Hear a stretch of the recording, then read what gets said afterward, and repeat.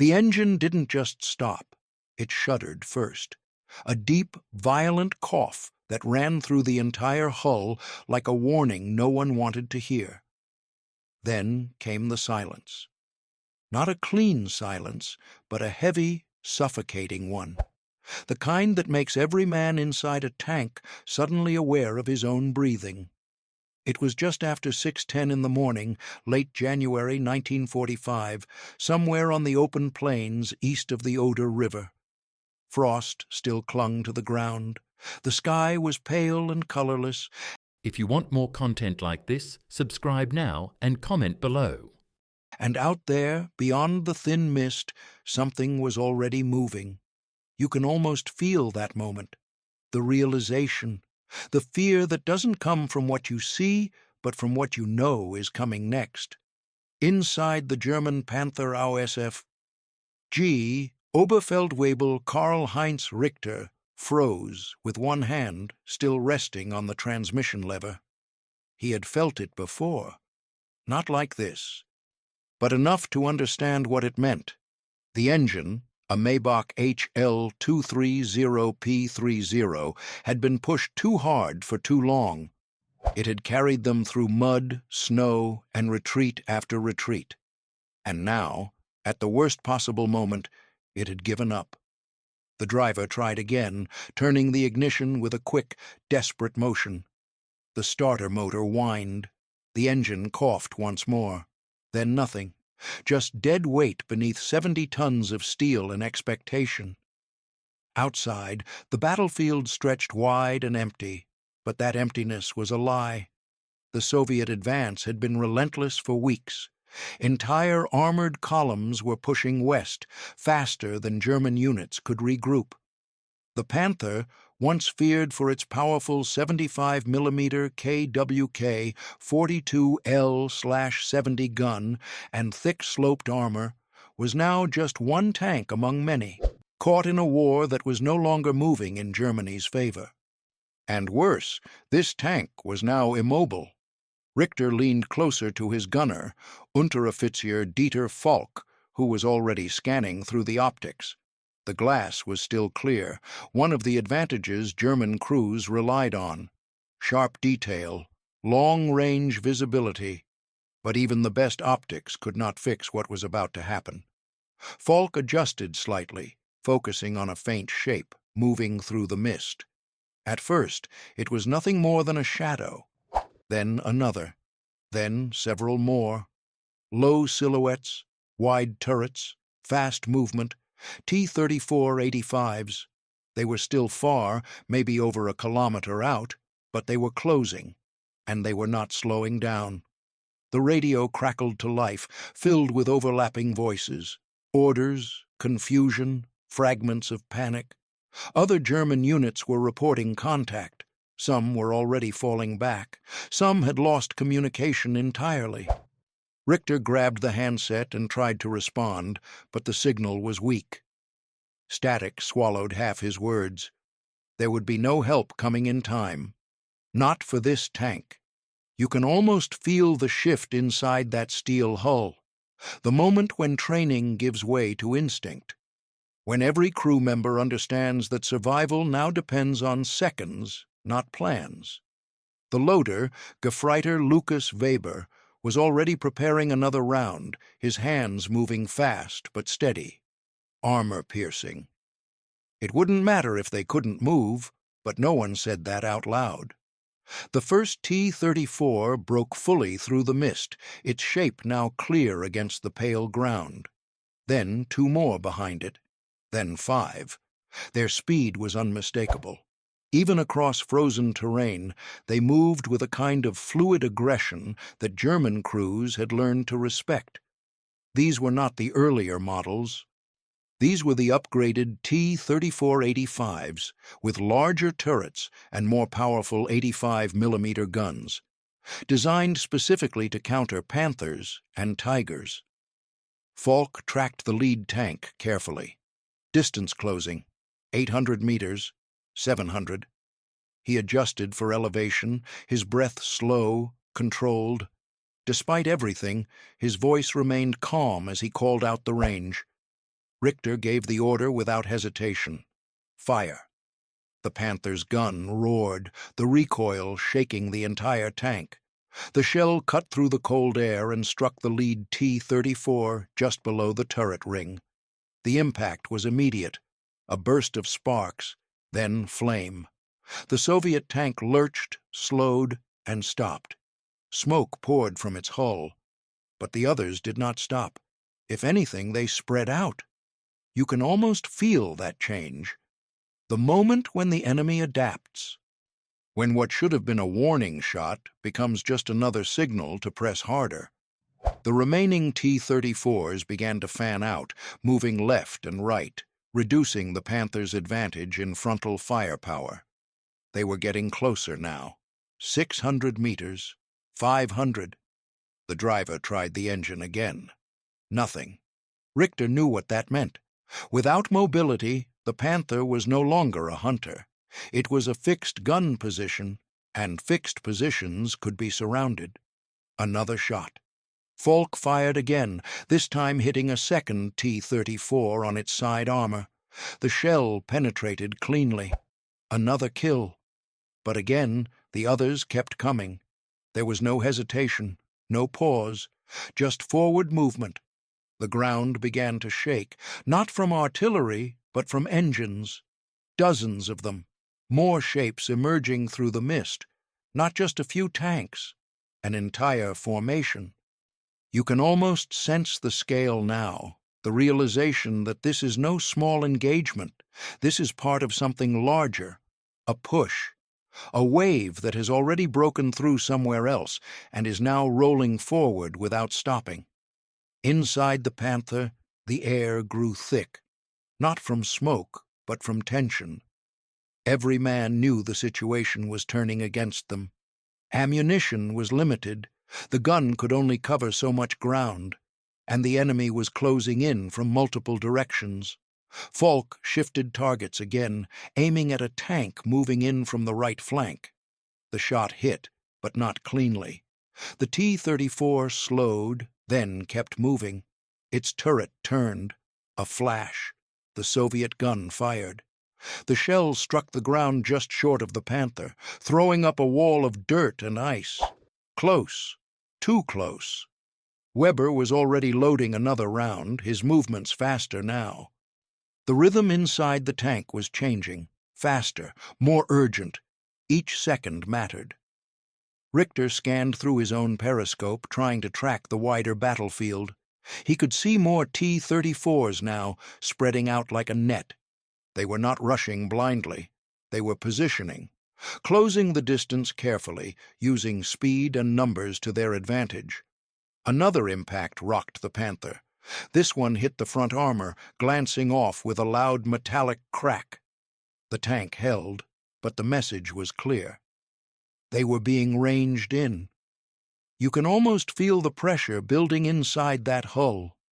The sense that time is running out, even if the clock says otherwise. Falk fired again. Another T-34 stopped, smoke rising from its engine deck. But now the range was under 400 meters. Too close for comfort, too close for safety. The Soviet tanks were now fully surrounding the Panther's position. Some moved to the rear. Others kept distance, firing from range. It was a coordinated effort, not chaos. These crews knew what they were doing. The radio came alive again, a brief, clear transmission from another German unit. Retreat. Fall back to secondary positions. But for Richter and his crew, that order came too late. They could not move. The driver hit the ignition again, almost out of habit now. Nothing. Another shell slammed into the Panther, this time striking the side armor. The impact rang through the hull, loud enough to make every man flinch. The armor held, but only just. Falk adjusted, fired again. The gun was still working, still deadly. But the number of targets was not decreasing fast enough. You can almost feel that shift again. The moment when fighting becomes survival, when the goal is no longer victory but time, time to hold, time to endure, time for something, anything, to change. But nothing changed. The T-34s kept closing. One moved in from behind, its engine loud and aggressive. Falk tried to track it, but the turret rotation was not fast enough to keep up with all directions at once. The Panther's strength had always been its frontal armor and long-range firepower. In close quarters, surrounded, those advantages began to fade. Another hit. This one struck near the rear. The sound was different, sharper, more dangerous. Inside, Richter made a decision. Not spoken, not debated, just understood. They would keep firing. Falk took another shot, hitting a T-34 at near point-blank range. The explosion was violent, the tank stopping instantly. But even that did not slow the others. Now they were within 200 meters. You can almost feel the heat inside the tank now, the rising tension, the awareness that every impact could be the one that breaks through. The next shell hit harder than the rest. It struck the Panther's side armor at an angle that did not favor deflection. The metal screamed, a crack formed, then another. And then, suddenly, the armor gave way. The explosion inside was not large, but it was enough to change everything. Smoke filled the compartment. The air turned thick and choking. Sparks flew. The loader dropped to the floor, stunned. Falk pulled back from the optics, blinking through the haze. Richter shouted, but the words were lost in the noise. Another impact followed, then another. The Panther was no longer fighting. It was being dismantled. You can almost feel that final moment, the shift from control to chaos, from action to reaction. Outside, the T-34s continued to move, circling, firing, ensuring the kill. Inside, the crew struggled against smoke, heat, and the reality that the tank was no longer a shield. The hatch opened, cold air rushed in, and for a brief second, the world outside became visible again. The open field, the moving shapes, the rising smoke from destroyed machines on both sides. But even in that moment, something else becomes clear. This was not just a sudden disaster. It had been building for hours, maybe even days. The Panther unit had been on the move through the night, engines running almost without rest. Fuel had been limited. Maintenance had been rushed or skipped entirely. Spare parts were harder to find now, especially this late in the war. You can almost imagine the mechanics working in the dark the night before, tightening what they could, knowing it would not be enough for long. The Maybach engine inside the Panther was powerful, but it was also sensitive. It demanded proper care, proper cooling, proper time between long pushes. But none of those conditions existed anymore. Not here, not in January 1945. German armored units were being pushed back, forced to move quickly, often under pressure, often without the support they once relied on. And when machines like this were pushed beyond their limits, failure was not a possibility. It was a matter of when. Back inside the damaged hull, the heat began to rise. Not from fire yet, but from the strain on metal and fuel lines. Weber tried to reach for another shell out of instinct, but his hands slowed. The rhythm was gone now. The coordination that once made the crew efficient had been broken by the shock of impact. Falk wiped his optics, trying to see through smoke and dust, but visibility inside the tank was fading fast. Outside, the T-34s were no longer cautious. They had seen the change, the slower response, the delayed turret movement. They knew the Panther was weakening. One Soviet tank moved closer than the others, its hull bouncing slightly over uneven, frozen ground. Its turret adjusted calmly, almost methodically, as if finishing a task that had already been decided. Another flash, another impact. This time, the rear deck was hit harder. Flames began to lick upward, small at first, then growing. The smell of burning fuel entered the compartment, sharp and immediate. You can almost feel how fast the situation turns at that point. From a fight to a race against time. Not to win, but to get out. Richter looked toward the hatch again. The decision no longer needed thinking. It was already made by the situation itself. The driver forced the hatch open wider. Cold air rushed in again, mixing with smoke, creating a brief moment of clarity. Outside, the battlefield looked both wide and incredibly close at the same time. T-34s were still moving, still firing, but now they were shifting their attention forward toward the next line, the next objective, because that was the difference now. The Soviet advance did not stop for one tank, even a Panther, even one that had fought back hard. You can almost understand the scale of it in that moment. This was not a duel. It was a wave moving across land that had already seen too much war. And for every Panther that held its ground, there were 10 more T-34s pushing forward, engines running, crews focused on one thing only: advance.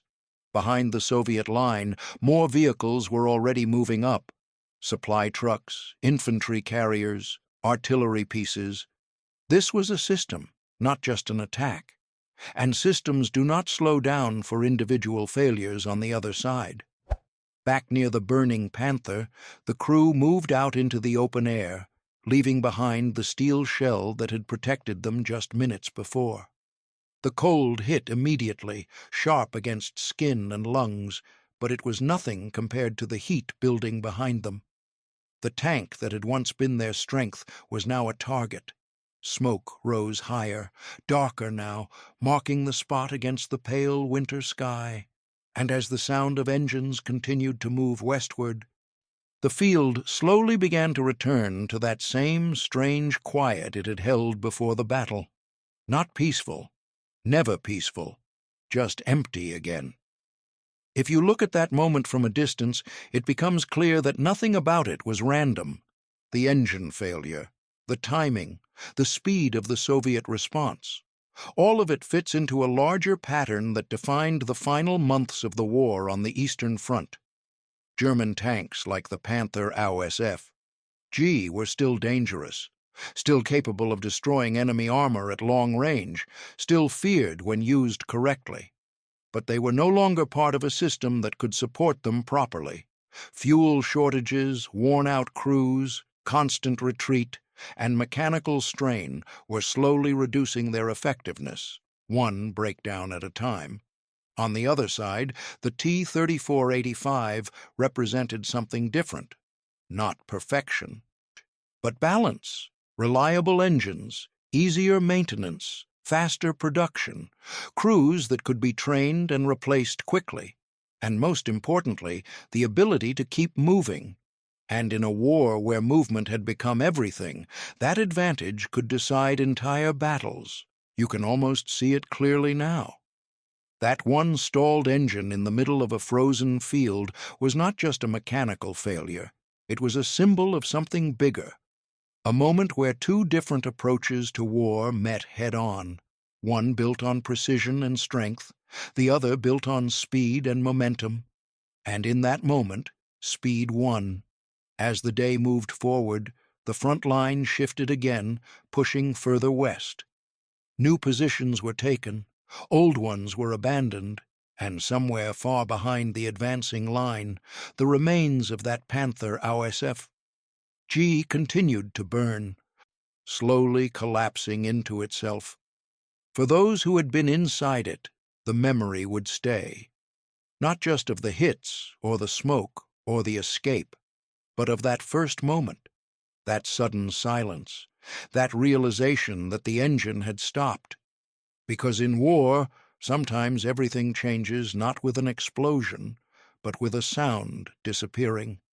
And by the time you understand what it means, it is already too late. If you want more content like this, subscribe now and comment below.